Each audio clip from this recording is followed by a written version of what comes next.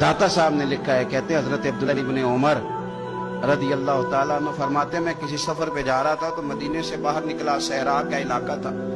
तो दाता साहब फरमाते हैं कि हजरत अब्दुल्लाह इब्न उमर कहते हैं, मैंने सहरा में एक चरवाहा बकरियां चराते हुए देखा, बकरियां चरा रहा था। फरमाने लगे कि मैंने भी थोड़ी देर वहां रुकना था, सस्ताने के लिए, आराम करने के लिए वहां मैं बैठ गया। तो मैंने देखा कि एक कुत्ता कहीं से भागा भागा आया। तो चरवाहे ने ना अपना कपड़ा खोला, टिफिन समझ लें खोला, और उसमें से एक रोटी निकाल के कुत्ते को डाली। कुत्ते ने खाई और फिर ललचाई नजरों से चरवाहे की तरफ देखा, उसने एक रोटी और निकाल के डाल दी। कुत्ते ने खाई तो फिर ललचाई नजरों से देखा तो उसने एक रोटी और निकाल के कुत्ते को दे दी।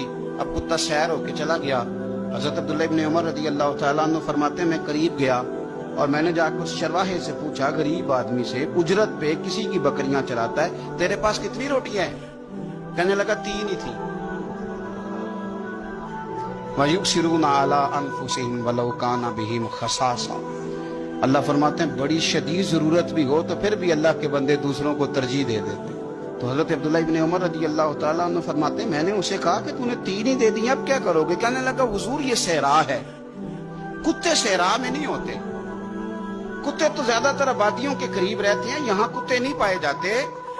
तो ये मुझे देख के ना कि मैं बैठा हुआ हूं तो ये आया था इस उम्मीद पर कि कुछ मिलेगा। तो हुजूर वो भूखा भी था, मैंने एक रोटी दी तो फिर लगा भूखा है, दूसरी दी तो फिर लगा भूखा है, मैंने 3 दे दी।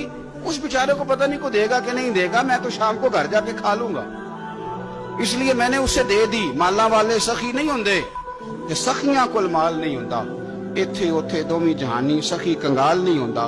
हजरत अब्दुल्ला इब्न उमर कहते, मैं जिस सफर पे जा रहा था वहां से मैं वापस आ गया।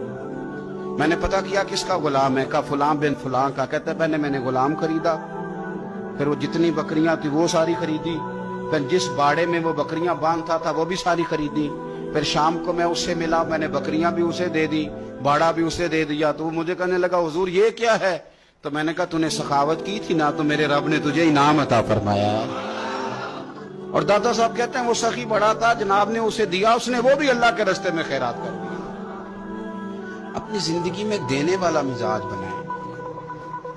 अब तो दोस्तियां, यारियां, ताल्लुक, नाते इस बुनियाद पे हैं कि नफा ले कैसे सकते हैं, सामने वाले को इस्तेमाल कैसे करना है। ये कमजोर लोगों की अलामत, ये छोटे लोगों की अलामत, बुज़दिलों की अलामत। दिलेर लोग जो होते हैं वो नफे लेते नहीं।